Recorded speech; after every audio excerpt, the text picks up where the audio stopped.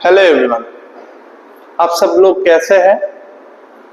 शायद आप हम मेरे को जानते हो या नहीं भी जानते होगे, बट जुवेनाइल गुरुकुल करके हमारा एक छोटा सा चैनल है जिसमें हम लोग अभी तक 9, 10, 11, 12 के वीडियोस डालते थे। अब से हम क्या करेंगे, कॉलेज लेवल की फिजिक्स की वीडियो से शुरू करेंगे। ठीक है, हम लोग फिजिक्स की वीडियो से शुरू करेंगे। ऑलरेडी हमारे इस चैनल पे एक वीडियो डाला हुआ है लक्ष्य भेद का सीरीज का। So now onwards will be doing another series. ठीक है, उसमें हम लोग क्या करेंगे, 30 मिनट के कोशिश करेंगे हर रोज या हफ्ते में 3-4 दिन वीडियो डालने की कोशिश करेंगे। 30 मिनट करके एकदम छोटा छोटा सा वीडियोस होंगे जिसमें हम कुछ ना कुछ बात करेंगे कॉन्सेप्ट्स को लेकर। ये मेनली अंडर ग्रेजुएट लेवल तक ही सीमित रहेगा अभी के लिए। बाद में हम फिर एक्सटेंड करेंगे, कुछ नया कर सकते हैं कि नहीं कर सकते हैं, बट अभी हम शुरू करेंगे अंडर ग्रेड के कोर्स से। सो अंडर ग्रेड के कोर्स का सबसे फेमस एग्जाम क्या होता है? IIT JAM, that is joint admission test for master degree, right? IIT JAM। तो उसमें कुछ बहुत सारे टॉपिक्स होते हैं। तो उसमें से एक इम्पोर्टेंट टॉपिक है क्लासिकल मैकेनिक्स का। ठीक है, क्लासिकल मैकेनिक्स का जो टॉपिक है उससे बहुत सारे क्वेश्चंस आते हैं। ऑलमोस्ट जो 60 जो क्वेश्चंस आते हैं उसमें से 10 क्वेश्चन क्लासिकल मैकेनिक्स से ही आते हैं। ये ऑन एन एवरेज हम देखेंगे एनालिसिस। थोड़ा आज सिर्फ एनालिसिस करेंगे, स्ट्रेटेजी बनाएंगे, क्या पढ़ना है क्या नहीं पढ़ना है। ठीक है, this course will be A challenging course for me also. I will be learning with you the course. ये क्लासिकल मैकेनिक्स मैं खुद आप लोगों के साथ सीखूंगा और आपसे शेयर करूंगा मैं क्या सीख रहा हूँ। ठीक है, हम एक साथ सीखेंगे। So that will be our journey from today onwards. तो क्लासिकल मैकेनिक्स, ठीक है। पहला हम थोड़ा बात कर लेते हैं IIT JAM में का क्वेश्चन क्या पैटर्न क्या होता है फिजिक्स के लिए। ऑब्वियसली हम लोग फिजिक्स के हैं तो फिजिक्स की बातें करेंगे। फिजिक्स, ठीक है, इसमें 10 पहले तो हम बता ही चुके हैं कि 60 क्वेश्चंस होते हैं।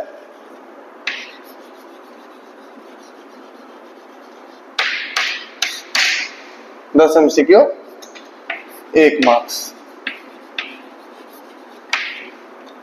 फिर 20 MCQ,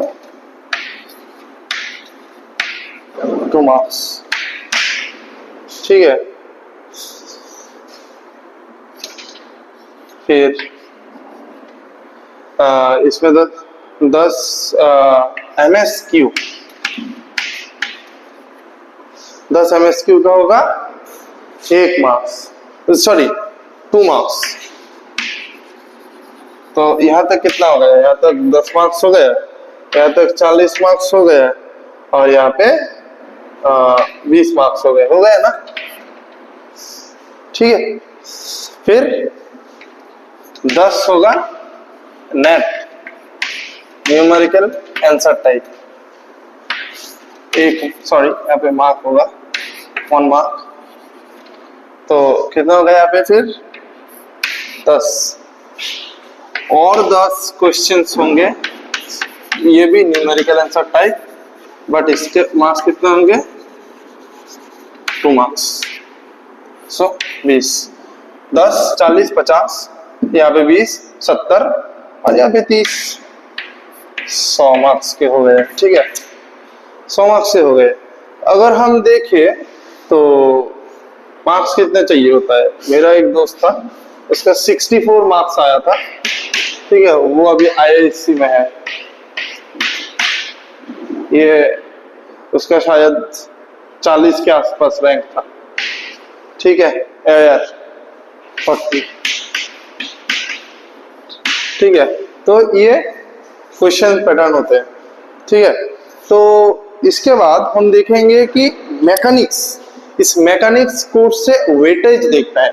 सी हम लोग क्या कर सकते हैं, हम कुछ भी पढ़े उससे एग्जाम में स्कोर करें, सब पढ़े, ठीक है, और कुछ भी पढ़े, ज्यादा नहीं हो जो मेरा हुआ था, व्हाटएवर।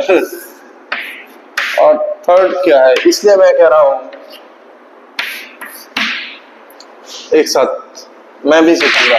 इसमें क्या करें, एनालिसिस स्ट्रेटेजी बनाए और यहाँ तक का सफर तय करें, ठीक है। सो पढ़ना बहुत कुछ होता है फिजिक्स में बीएससी लेवल में, बट स्मार्ट पढ़ना पड़ेगा जिससे क्या हो, रैंक आए, एग्जाम क्लियर हो, ठीक है।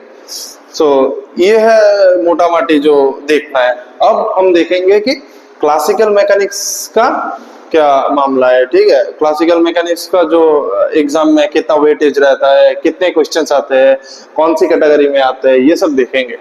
ओके, चलो अब हम देखते हैं कि पैटर्न कैसे डिस्ट्रीब्यूट हुआ, ठीक है।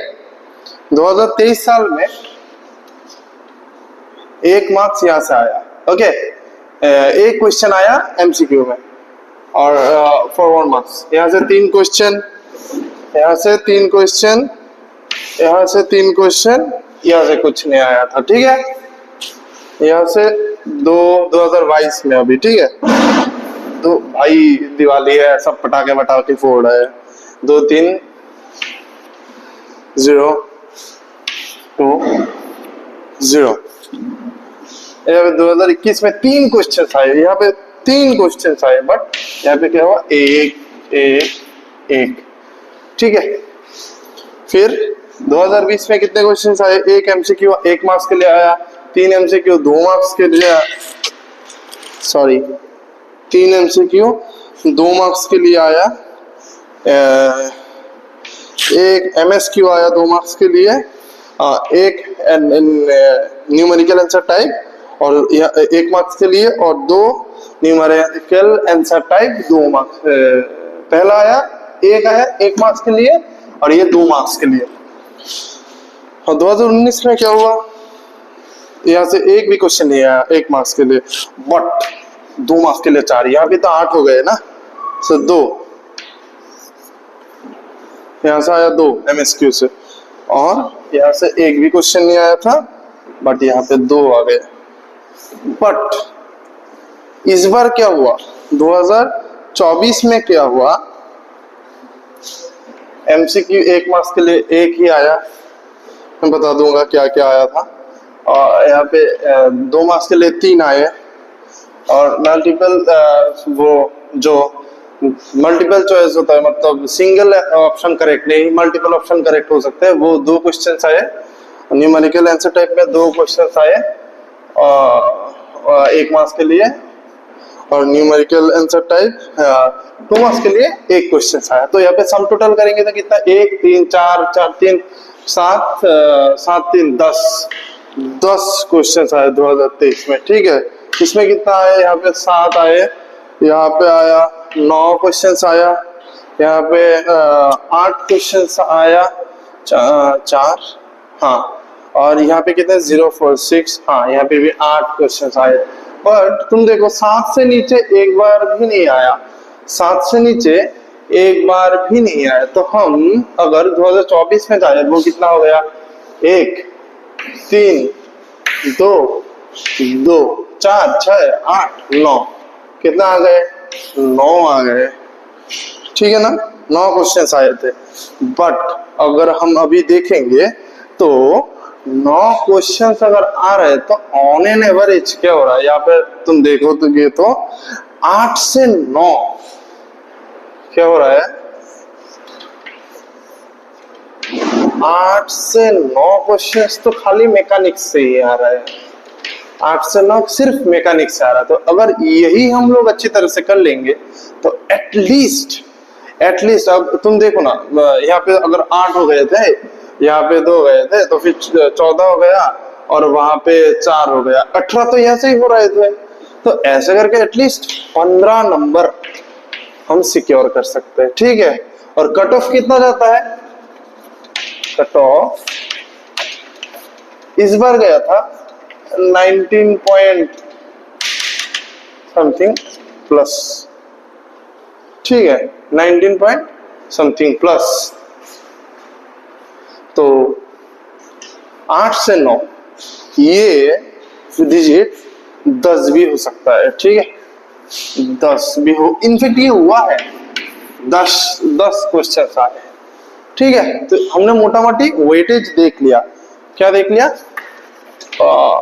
वेटेज चेक कर लिया। सो अभी स्मार्ट स्टडी का वक्त है, ठीक है। चलो करते हैं। चलो पहले जानते हैं व्हाट इज मैकेनिक्स, मतलब व्हाट इज क्लासिकल मैकेनिक्स। कुछ पढ़ने से पहले इसको जानना तो बहुत जरूरी होता है, ठीक है ना। तो हम पहले मैकेनिक्स क्या है ये जानने की कोशिश करते हैं, ठीक है। सो हम आंसर ऐसा लिख सकते हैं, it aims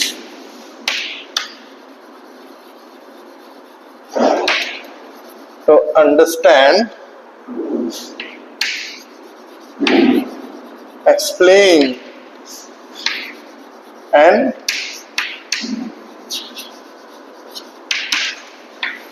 predict the motion of macroscopic. भाई मेरा हैंड राइटिंग थोड़ा क्लमजी हो सकता है, क्या थोड़ा लिखा मैंने, it aims to understand, explain and predict the motion of macroscopic object. Macroscopic तो पता है तुम लोगों को, जो बड़ा, जो हम खुली आंखों से देख सकते हैं ना, बड़ा होता है objects around us, under the, जो कि है under the action of various forces. कई तरह के फोर्सेस हो सकते हैं, वो इंटरनल हो सकता है, एक्सटर्नल हो सकता है, वो अपने बीएससी के कोर्स में तो हम लोग वो पढ़े हैं actually. It aims to understand, explain and predict the motion of macroscopic objects around us under the action of various forces, ठीक है। सो ये क्लासिकल मैकेनिक्स काम कैसे करता है? पहले हम लोग क्या करते हैं, हम आइडियलाइज्ड करते हैं पार्टिकल को, आइडियलाइज करते हैं, क्या करते हैं, आइडियलाइज करते हैं किसको, पार्टिकल को, ठीक है। Neglect its spatial dimension, neglect its spatial dimension, ठीक है। क्या होता है, neglecting spatial dimension. Spatial dimension मतलब क्या है, ये एक पार्टिकल है, ठीक है, सॉरी पार्टिकल है, एक बॉडी है, ओके। अगर बहुत छोटा है तो इसको हम क्या करते हैं, पॉइंट, ए पॉइंट नहीं है, ये एक पॉइंट है, ठीक है। तो इसको आइडियलाइज करते, इस पार्टिकल को आइडियलाइज करते हैं, जब क्या इसका कोई स्पेशल डायमेंशन है, मतलब स्पेस में जगह नहीं खा रहा है, बहुत छोटी मोटी, मतलब एकदम रॉ कुछ समझे तो एक पॉइंट पार्टिकल कंसेप्ट कर, मतलब कंसिडर करते हैं, नेग्लेक्टिंग स्पेशल डायमेंशन। सो अगर कुछ पार्टिकल होगा, मैं यहाँ पे हूं तो मैं क्या स्पेस ऑक्युपाई कर रहा हूँ, ठीक है ना। अगर मैं इस जगह पे चल रहा हूँ या खड़ा हूँ तो मैं यहाँ का स्पेस ऑक्युपाई कर रहा हूँ। वो जो हमने जो पार्टिकल को आइडियलाइज मतलब क्या, एकदम जो ये बॉडी है तो ये तो बहुत बड़ा है ना, ये बहुत छोटा है, इसको पार्टिकल बना लेते हैं। इसका स्पेशल डायमेंशन, स्पेशल मतलब क्या है, स्पेस रिलेटेड कुछ भी हम लोग जो बोलते हैं उसको स्पेशल डायमेंशन, स्पेस डायमेंशन भी बोल सकते हैं या वॉल्यूमेट्रिक डायमेंशन भी बोल सकते हैं। मतलब बॉडीज क्या होता है, 3D नहीं होता ना, 3D ही होता है ना, हाँ, तो उसको हम यहाँ पर ये छोटा बना लेते हैं, बहुत छोटा बना लेते हैं। अगर ये एक स्टिक है, ये 3 डायमेंशन में एक स्टिक है, अगर इसको बहुत छोटा करते जाए कि यहाँ पे आ जाएगा। अगर बहुत छोटा कर ले तो क्या है, ये हो जाए, ऐसा हो जाएगा। अगर इसको भी बहुत छोटा कर ले तो क्या हो जाएगा, ऐसा हो जाएगा। अगर इसको भी बहुत छोटा कर ले तो क्या हो जाएगा, एक पॉइंट हो जाएगा ना। तो इस पॉइंट को हम पार्टिकल कंसीडर करेंगे। क्या कंसीडर करेंगे, पार्टिकल कंसीडर करेंगे। मैं एक्चुअली चेक कर रहा था वो रिकॉर्डिंग ठीक ठाक हो रहा है कि नहीं, ठीक है। सो ये क्या करेगा, स्पेस में मतलब स्पेस ऑक्युपाई करेगा। occupies a point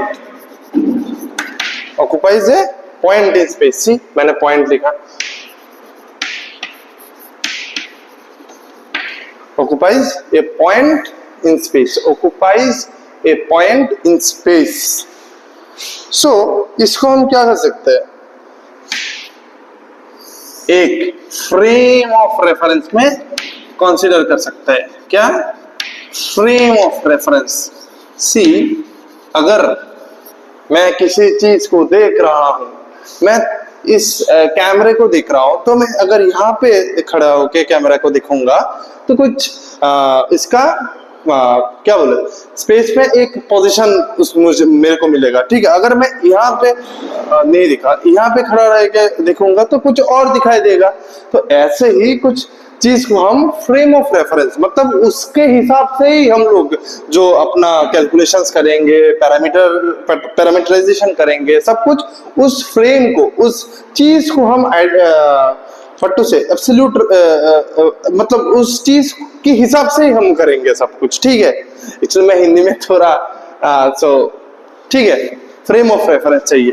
frame of reference के लिए हमें क्या करेंगे, ये 3D ऑब्जेक्ट होता है ना,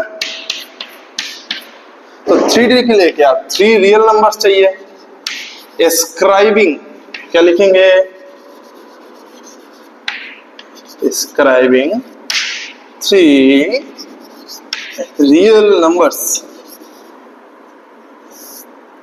having 3 रियल नंबर्स, ठीक है। 3 रियल नंबर्स क्या हो सकते हैं, अगर रेक्टेंगुलर कोऑर्डिनेट हो सकता है, स्फेरिकल कोऑर्डिनेट हो सकता है,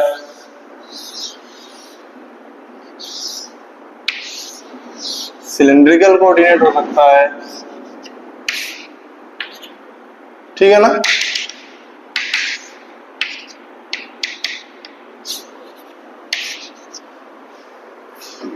हो सकता है ना, ऐसे मैंने एकदम रफ ही आता ड्रॉ किया। तो इसके लिए क्या हो सकता है, एक्स वाई जेड। इसके लिए क्या हो सकता है, आर थीटा फाई, ये हम लोगों ने पढ़ा है। आर थीटा मैं सब समझाऊंगा, ठीक है। और यहाँ पे क्या लिख सकते हैं, रो थीटा जेड। सो 3 हमको कुछ एंट्रीज चाहिए, रियल एंट्रीज चाहिए, ठीक है। R theta phi, rho theta Z, X Y Z, ये 3 हो सकते हैं, ठीक है। इससे हम लोग क्या कर सकते हैं, जो मैंने कहा, मैं यहाँ से ये जो कैमरा है उसका पोजीशन में देखूंगा, तो उसके लिए हम क्या, पोजीशन वेक्टर, ये हम लोगों ने वेक्टर में पढ़ा है 11-12 में, पोजीशन वेक्टर आर, ठीक है। ये मैं वेक्टर ऐसे भी दे सकते हैं हम लोग, ऐसे भी दे सकता है, कभी कभी कोई लोग सिर्फ एक बार दे देते हैं, मैं ऐसा देता हूं, ठीक है। इसको हम कैसे लिख सकते हैं, एकदम जनरल क्या लिख सकते हैं, Q1 H1 E1, Q2 H2 E2, Q3 H3 E3, ठीक ना। हमने ये पढ़ा है। इसमें Q1 क्या होता है, कोऑर्डिनेट होता है, ठीक है, X Y Z R theta phi. H1 क्या होता है, स्केल फैक्टर होता है, एच आई मतलब क्या, एच आई है, H1 जो है उसको हम एच आई लिख सकते हैं, ठीक है। इसको हम क्या बोलते हैं, स्केल फैक्टर, स्केल फैक्टर, ठीक है ना। तो स्केल वेक्टर बोल सकते हैं। और इवन को क्या होता है, बेसिस। ठीक है, बेसिस वो जो ऑर्थोगोनल हम ले लेते हैं इसको, ये क्या ऑर्थोगोनल भी हो सकता है ना, ऑर्थोगोनल ले लेते हैं ना, ये जो इस डायरेक्शन में वेक्टर, इस डायरेक्शन में वेक्टर, इस डायरेक्शन में वेक्टर। ठीक है, जो हम जब छोटे थे तब क्या पढ़ा था, आई जे और के, और इसको हम क्या लिख सकते हैं, कार्टेशियन फ्रेम ऑफ रेफरेंस, मतलब जो रेक्टेंगुलर फ्रेम ऑफ रेफरेंस है उसमें क्या लिख सकते हैं, r equal to x i cap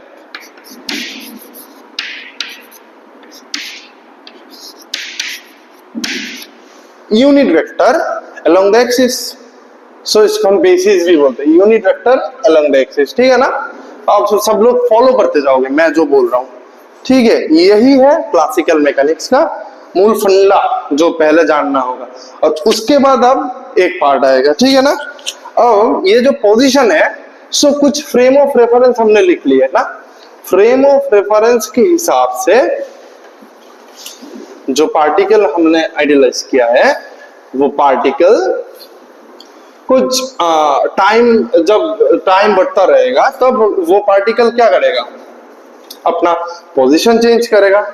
तो पोजीशन चेंज जो करेगा, पोजीशन वेक्टर क्या लिखा है, वो एक्चुअली टाइम के साथ चेंज होगा। ठीक है ना, सपोज हमने सिर्फ कार्टेशियन कोऑर्डिनेट ले लिया। ठीक है, टाइम t1 में क्या है, x1 y1 z1। ठीक है, मैं इनिशियली ले लेता ना टाइम t इक्वल टू 0 पे। अब after a time period of t, sorry time after the elapsation of time t, उसने यहाँ जैसे भी करके कुछ पाथ फॉलो किया है। ठीक है, इसको हम कुछ पाथ फॉलो किया है। ये अगर R1 हो गया तो ये R2 है। ठीक है, सो क्या टाइम के साथ साथ पोजीशन चेंज हो रहा है। सो R क्या लिख सकते हैं इसको, the position vector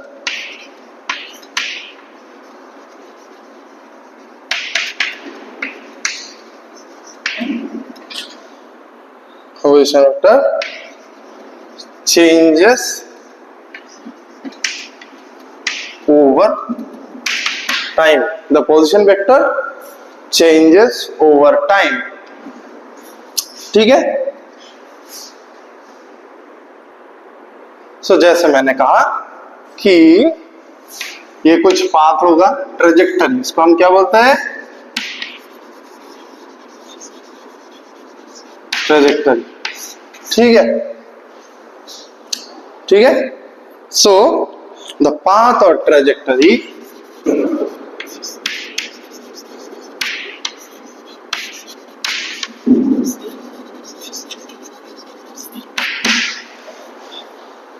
of a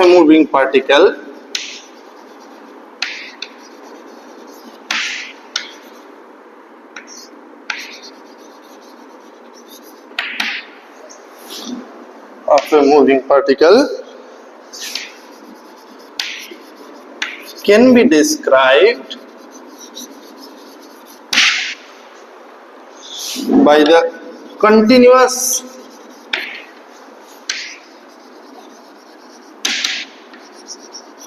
continuous change in its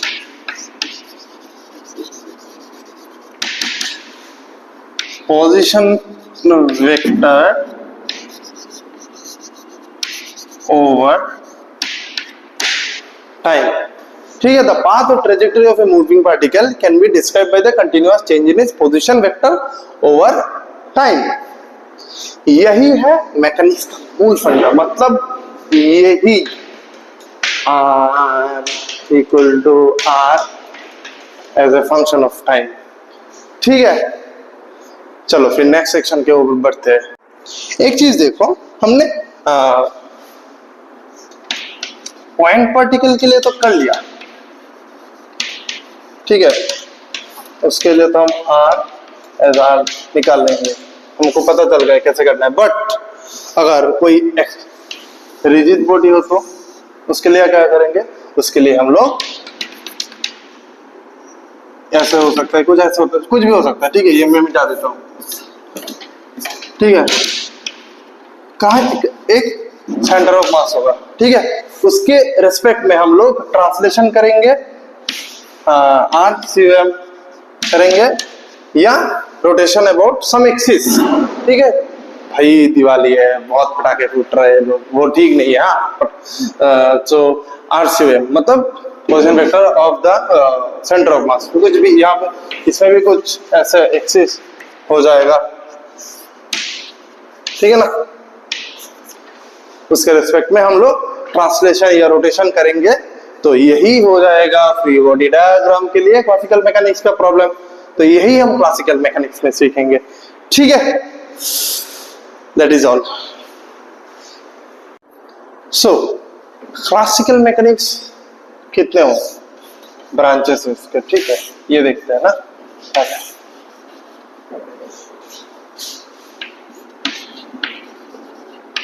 Newtonian mechanics,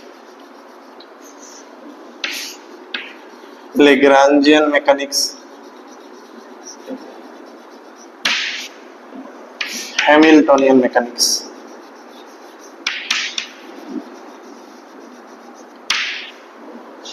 ये बहुत स्केलर कॉन्सेप्ट्स है, ये वेक्टर रियल है, ठीक है, क्या है, स्केलर, ठीक है। सो आईआईटी जेम में सिर्फ ऐसे ही क्वेश्चन आता है, ठीक है। सो हम सिर्फ न्यूटोनियन मैकेनिक्स से पढ़ेंगे, बाद में ये भी हम पढ़ेंगे जो जेस्ट में आता है, टीआईएफआर में आता है, नेट एग्जाम में आता है, और बहुत सारे एग्जाम्स में यहाँ से क्वेश्चन आता है, क्योंकि ये बीएससी में है, ठीक है, ये कहाँ है, बीएससी में है, ये भी हम पढ़ेंगे बट बाद में। चलो यहाँ के इंपॉर्टेंस जो टॉपिक है हम ये देख लेते हैं, ठीक है। तो ये मोटा मोटी 6 टॉपिक्स है, ठीक है।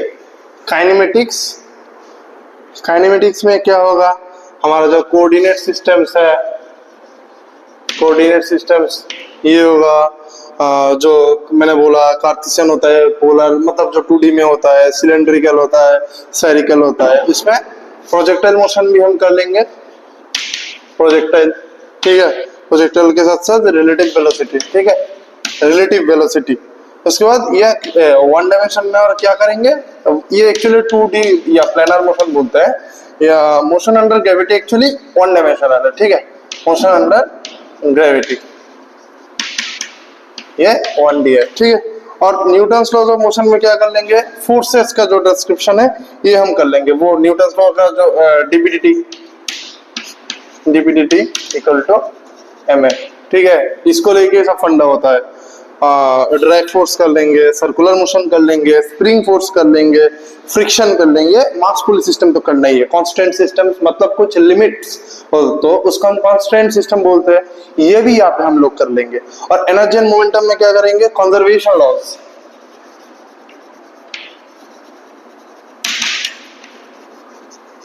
Conservation laws, work energy theorem,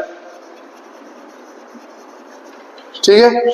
उसके बाद स्टेबिलिटी एनालिसिस, ये थोड़ा इंपॉर्टेंट होता है, यही नया आता है जो हम लोग कॉलेज में अलग से करते हैं, ठीक है। Stability analysis and energy diagram या एनर्जी प्रोफाइल बोल सकते हो, ठीक है, वो एक्चुअली पोटेंशियल से हम डिस्क्राइब करेंगे। वो सेंटर ऑफ मास भी यहाँ पे हो जाएगा, COM, सेंटर ऑफ मास, ये भी सब 11 का ही टॉपिक्स है। डायनेमिक्स इन ए गिवन पोटेंशियल, जो हाँ डायनामिक्स, ठीक है, इन्हें गिवन पोटेंशियल, पोटेंशियल मतलब भी या वो एक्चुअली नहीं, डायनामिक्स पोटेंशियल,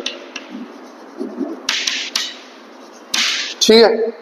तो और वेरिएबल मास भी आ जाएगा यहाँ पे थोड़ा बहुत वेरिएबल, या ये हम अलग भी कर सकते हैं वेरिएबल मास, चलो यहाँ पे मैं अलग से लिख दूंगा वो, ठीक है वो। और सेंट्रल फोर्स, ये बहुत इंपॉर्टेंट पार्ट होता है, वेरी वेरी इंपॉर्टेंट, इस बार भी क्वेश्चन आया है यहाँ से, ठीक है। यहाँ पे एंगुलर मोमेंटम, एरियल वेलोसिटी, डीएडीटी, ये करना होगा हमें यहाँ पे। Total energy of the system, ठीक है। कंडीशन फॉर ऑर्बिट, जो सूर्य वो जो सूरज मामा है ना, वो फोसाई होता है एक यहाँ पे या यहाँ पे, ठीक है। और इसको फोकस में रख के हमारा पृथ्वी घूमता है, ठीक है ना, वो एलिप्स होता है। वो यहाँ पे बहुत सारे टाइप के ऑर्बिट हो सकता है, हाइपरबोलिक ऑर्बिट हो सकता है, पैराबोलिक ऑर्बिट हो सकता है, सर्कुलर हो सकता है, या एलिप्स तो हो ही सकता है, मैंने दिखाई दिया। तो ऐसे करके हम लोग ये कंडीशन फॉर ऑर्बिट दिखेंगे। उसके बाद टू बॉडी प्रॉब्लम्स, उसमें क्या, टू बॉडी सिस्टम्स के लिए, ठीक है ना, टू बॉडी सिस्टम्स के लिए वहां पे केप्लर्स प्रॉब्लम पढ़ेंगे, लॉज, केप्लर्स के लॉज पढ़ेंगे, क्या होता है, एक दो तीन लॉज होते हैं वो पढ़ेंगे। उसके बाद इक्वेशन ऑफ मोशन पढ़ेंगे, ठीक है ना।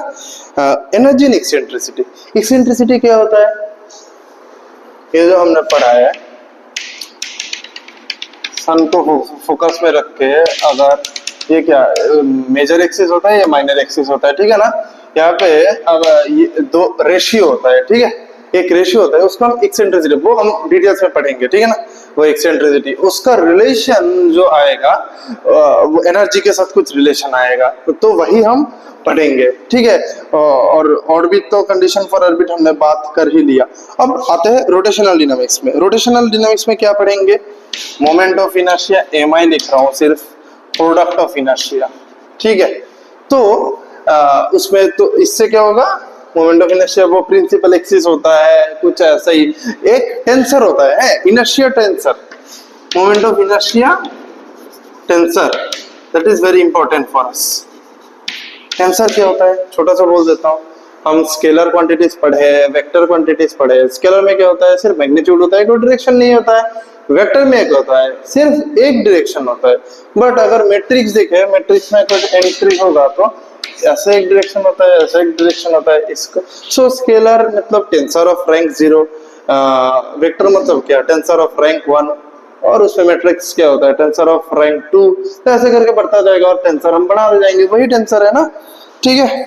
और उसके बाद एक्चुअली मैट्रिक्स से ही हम रिप्रेजेंट करते हैं, व्हाटएवर।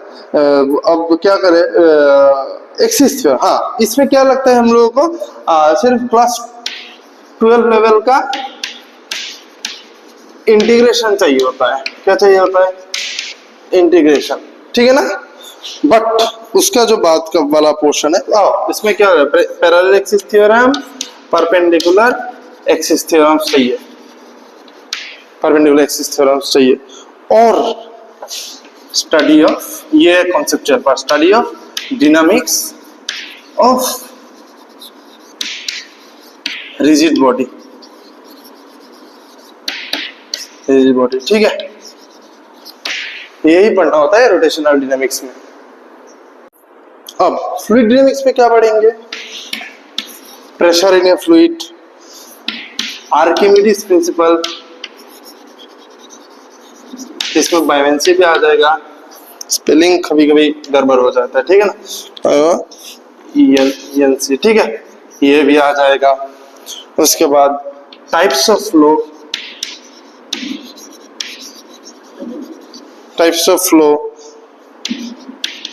इक्वेशन ऑफ कंटिन्यूटी, ठीक है।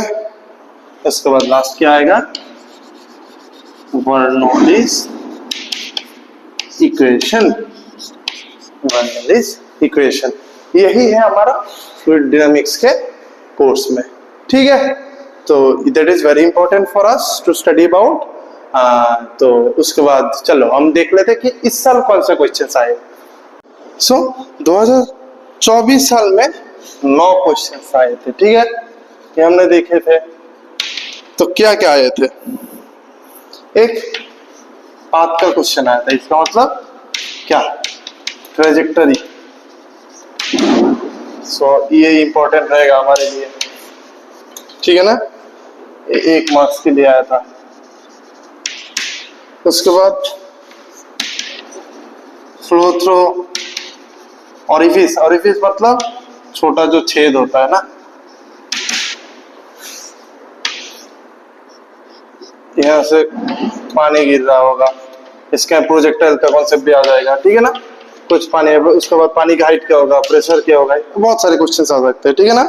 उसके बाद फ्लूइड से एक क्वेश्चन आया था, इक्वेशन ऑफ कंटिन्यूटी थे, इक्वेशन ऑफ कंटिन्यूटी, ठीक है।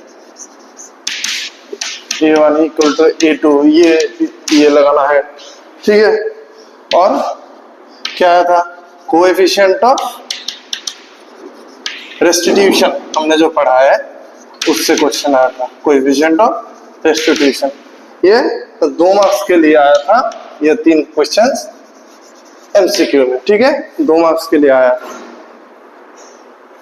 नेक्स्ट 2 मार्क्स के लिए आए थे एमसीक्यू। अब एमएसक्यू में क्या आया था, स्प्रिंग मास सिस्टम से एक क्वेश्चन आया था, वेरी इंपॉर्टेंट, स्प्रिंग पुली सिस्टम मतलब हाँ स्प्रिंग मास सिस्टम।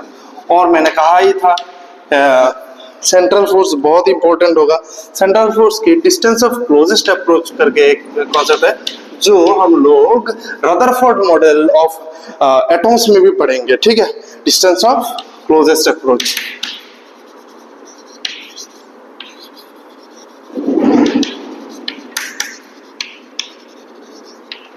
ठीक है, ये आया था एमएसक्यू में 2 मार्क्स, ओके।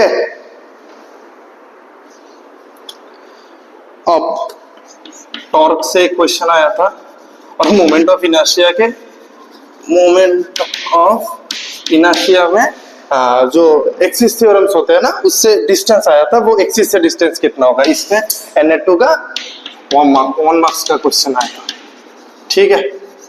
मैंने कहा था central force is very important, so central force से एनर्जी ऑफ सैटेलाइट का क्वेश्चन आया था, ठीक है, एनर्जी ऑफ सैटेलाइट, इससे 2 मार्क्स का एनएटी में क्वेश्चन आया था। सब ये एनएटी का न्यूमेरिकल आंसर टाइप, ठीक है। ये हमारा 2024 साल का एनालिसिस हो गया। So that will be very much important. हाँ, टॉपिक चूज करेंगे, 30 मिनट का वीडियो लगाएंगे 4 दिन तक, ठीक है। उसमें हम सिर्फ प्रॉब्लम्स को डिस्कस करेंगे, एकदम थ्योरी, एकदम तुम लोग मैं कह दूंगा वो पढ़ लोगे, कहाँ से पढ़ना है मैं ये भी बोल दूंगा, अगर कुछ अच्छा नहीं है तो मैं खुद यहाँ पे करवा दूंगा। हाँ ठीक है, हम लोग थोड़ा थोड़ा करके थ्योरी भी पढ़ेंगे, छोटा सा थ्योरी लेंगे, उसका सब क्वेश्चंस कंप्लीट करेंगे, ठीक है। That is a thing. So आज यही तक ही पढ़ाऊंगा और नेक्स्ट दिन अच्छा बुक्स रिकमेंडेशन मैं लिख देता हूँ, बुक्स क्या पढ़ना है भाई। ये 11-12 के टॉपिक बहुत इंपॉर्टेंट है, तो 11-12 का टॉपिक यहाँ से कर लो, 11-12 यहाँ से कर लो। HCB एकदम बढ़िया सा किताब, SL अरोड़ा भी ले सकते हो, but HCB I will prefer, एकदम कंसाइज है, तुम इतना कर सकते हो। अब उसमें थोड़ा क्लिपनर को लिंक के लो, क्लिपनर एंड कोलेंको, DS माथुर का एक अच्छा बुक है।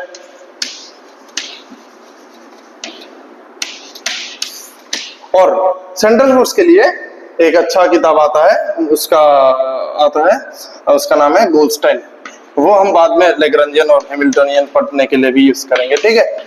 ये 4 किताब ले लो, इससे एकदम सब अपना काम बन जाएगा, राइट, ठीक है।